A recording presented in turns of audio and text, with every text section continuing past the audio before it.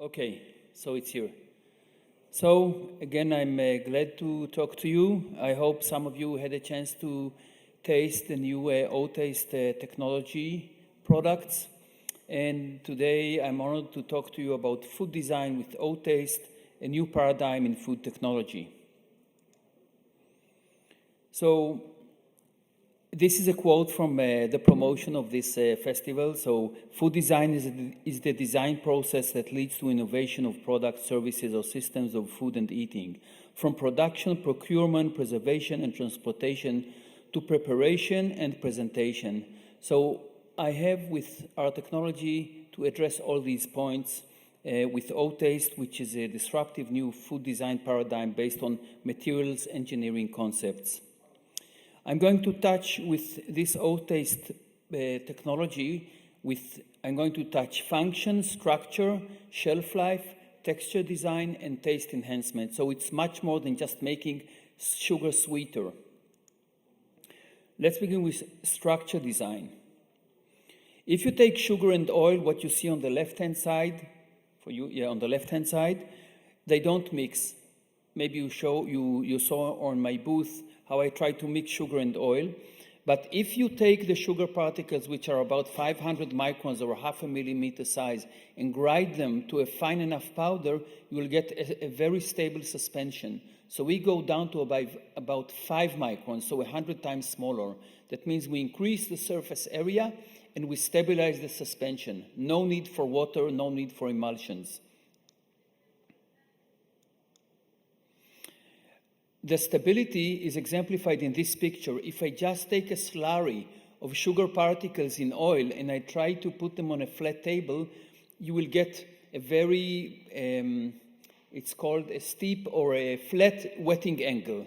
You'll get a meniscus, a very shallow, it doesn't build up, it wants to flow. But in O-Suite on the right-hand side, you can really build a structure out of this. Even this is pure oil, the same amount of oil. So it's a liquid solid, it's a complex material. It handles very differently. On the left-hand side, you can see just a sugar slurry that you can pour it, and it's unstable and it separates. On the right-hand side is the O-Suite product. When it comes out of the machine, it can really be like a very solid paste. But when you will feel it in your fingers, if some of you have touched, and if not, you can come to our booth later and touch it, you will feel it's very, very, very smooth. You don't feel any sugar particles. You can also increase the color. You can get color enhancement. For example, if you try to make a marinade and to mix oil with all kinds of flavors, in this case it's with oregano, but it could be with pepper or paprika or whatever herb, they don't mix well. And you make a lot of efforts to get them to mix, and usually you add water because you want to stabilize it, and you'll get a marinade. But it will only be stable for a few hours because the water will separate and things will start oxidizing. On the right-hand side, you see the same combination of oregano milled to micron size, and then you get taste enhancement, you get more stability, and you get color enhancement. So the whole mass of the product becomes the color, the yellow or green or whatever the color of the food you put inside. What about shelf life? It's also a very important design criteria, like we talked about the marinade falling apart after a few hours, after you made the emulsion. So we typically use MCT oil.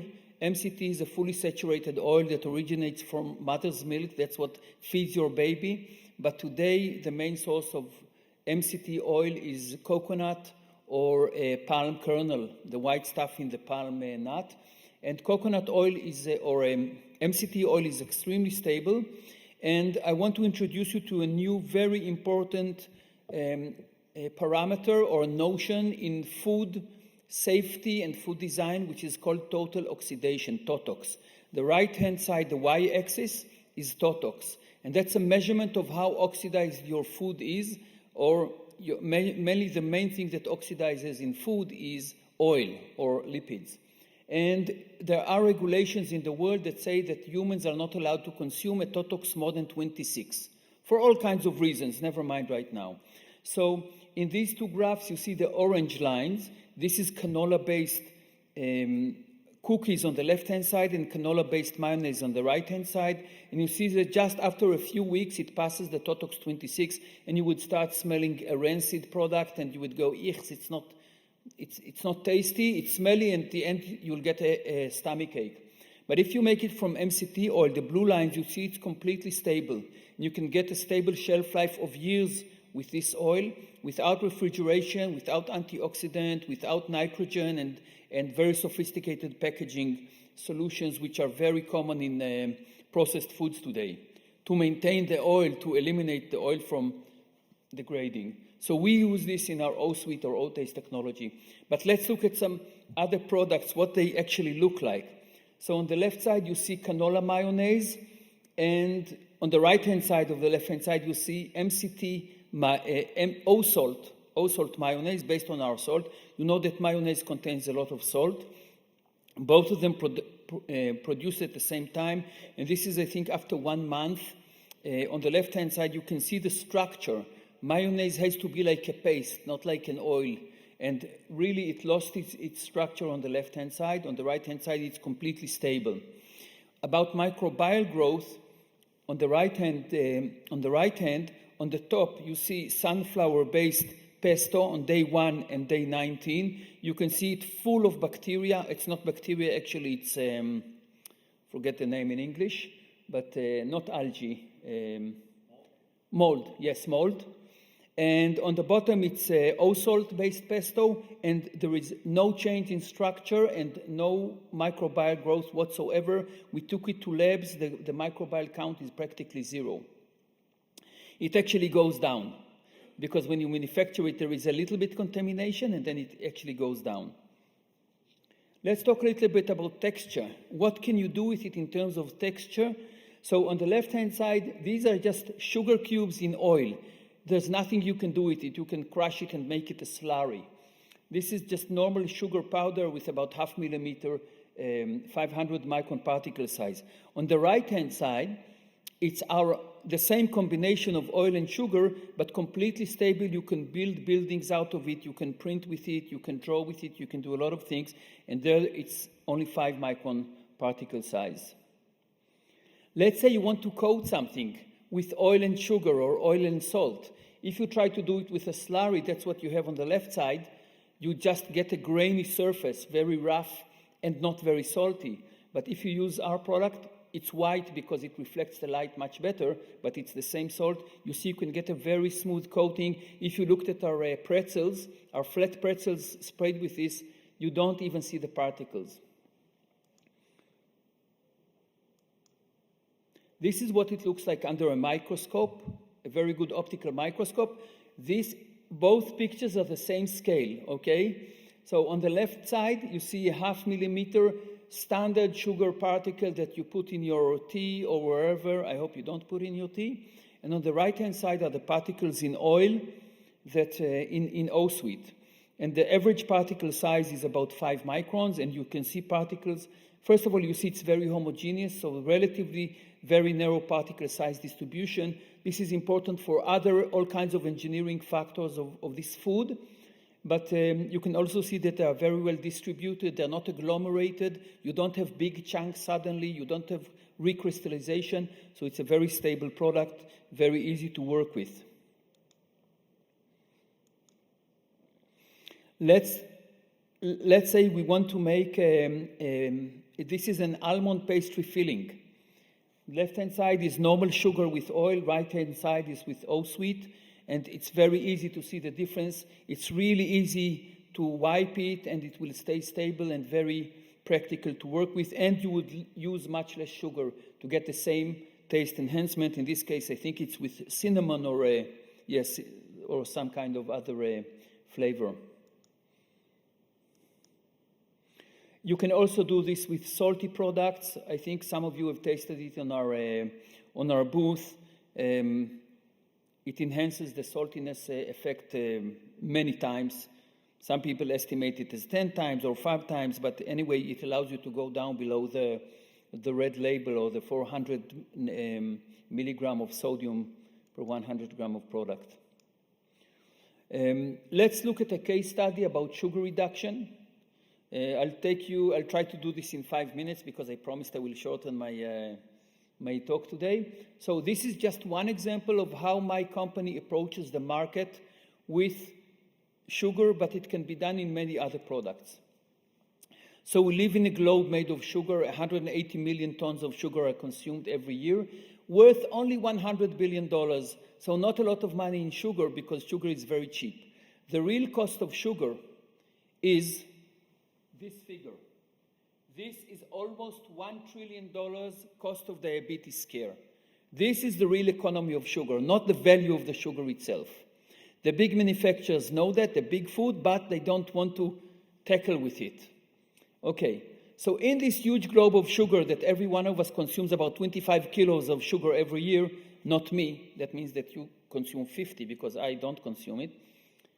There is a portion of the world which is already measured at 30% of the population, Western and Eastern world, so New World countries, they don't consume sugar anymore.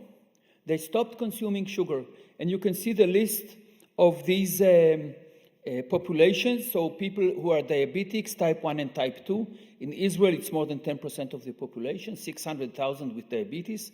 Obese people, of course, there is some overlap, but there are some people are obese without diabetes, but still they care about sugar. People on low carb diet, keto, paleo, all those low carb. This is approaching 10% of the population in the US and in Israel. And these are not people with diabetes. These are people who are health conscious. And lately we found out that worried parents that see that their grandparents are suffering from diabetes and all kinds of diseases, they're telling their kids, you're not going to have Nutella for breakfast. So this is 30% of the population, and these are a blue ocean. And why do I call it a blue ocean? Because they don't have any solution. They just either become sick if they eat sugar or they don't eat sugar. The regulators are catching up. It's correct in Europe, in the US, in Israel. We have red labels. We have a lot of pressure from the regulator on the big food manufacturers. But sugar is not the enemy. That's my message. Blood sugar or blood glucose is critical for our health. If we fall below 40 nanogram per deciliter, the normal is 100, right? If you don't fall down below 40, you simply die. And the athletes that run themselves to death, they die from hypoglycemia. So sugar is not the enemy. Then who is the enemy? Because I just said that sugar is causing us diabetes. So the real enemy is called glycemic load. It's the area under the graph, the average amount of sugar in your blood above 100, because 100 is perfectly okay, over 24 hours or a week or a month. And there is a parameter which is easily testable. It's called hemoglobin A1C or glycated hemoglobin. It's a very simple blood test. Everybody can get it from their doctor, and you can know what your condition is. You want to be below 6 or around 6 or below. If you're above 7, you're pre-diabetic. If you're above 8, you're really diabetic, and you're going to lose an arm and a leg in 20 years. So it's easy to control. So the traditional solution was artificial sweeteners, but they are not the solution.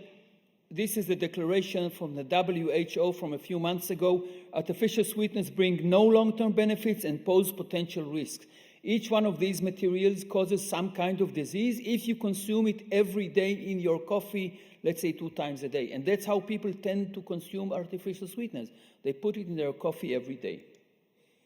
So the question now, can food be sweet, tasty, which are the preconditions for anybody eating the food? It has to be sweet and tasty and healthy at the same time. The answer is yes, with O-Sweet technology. I already talked about it and explained it. No chemicals, no substitute, microsuspension. And this is how we do it basically. We take sugar and oil at a certain ratio, maybe 30-70, 40-60, 20-80, and it can be any oil or any fat, it can be butter.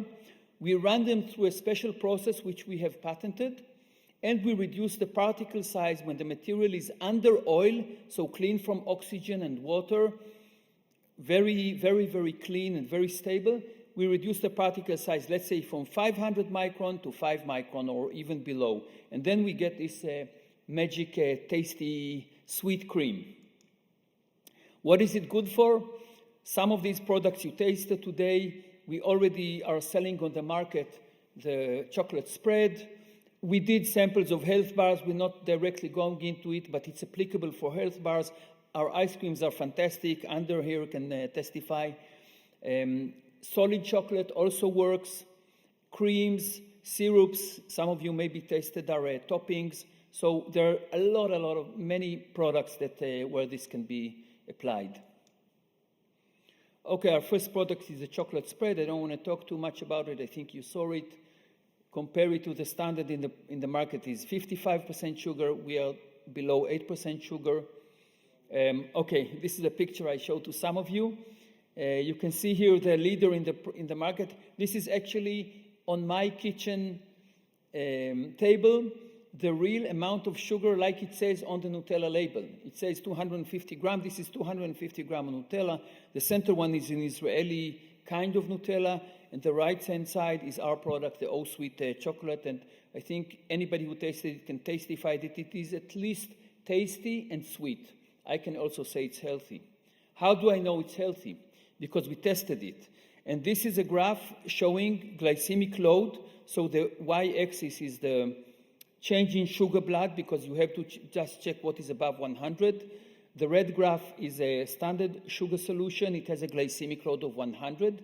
If you drink this every day, it's not good for you. The brown line is a Nutella, and the white line is our product. And you can see that on our product, it's practically zero, just some normal fluctuations of blood sugar. Anybody interested? This is the nutritional factors. I want to go forward. If you look at alternative, not really competition, but alternative, there's a big list of, maybe there are 100 sugar alternatives in the market. All of them are either not tasty or not healthy, or both untasty and are healthy. Our product is on the bottom row. It's very cheap raw material, very simple technology, easy to implement in industry in high scale. It's very tasty. It has no regulatory problems, no issues. It's not a novel food. It doesn't need FDA or anything. Maybe the only limitation, it doesn't work for Coca-Cola. So it won't solve the aspartame problem in Coca-Cola. It doesn't work in orange juice. It doesn't work in coffee. It has to be a real food that contains a certain minimal amount of fat. But I claim that fat is healthy for you, so I'm good with it. This also works with salt, like I showed before. We can easily go below 400 milligram per sodium. And if you didn't hear about the 400 milligram value, you will hear about it, because there is a huge pressure from the EFSA, the European Food Safety Authority, to reduce below 400.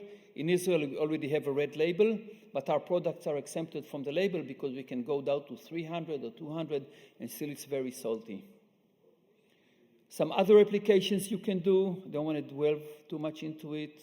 And that's it. If you want to know more, you can come and talk to me or to Ander here, or contact us by email or whatever. That's it.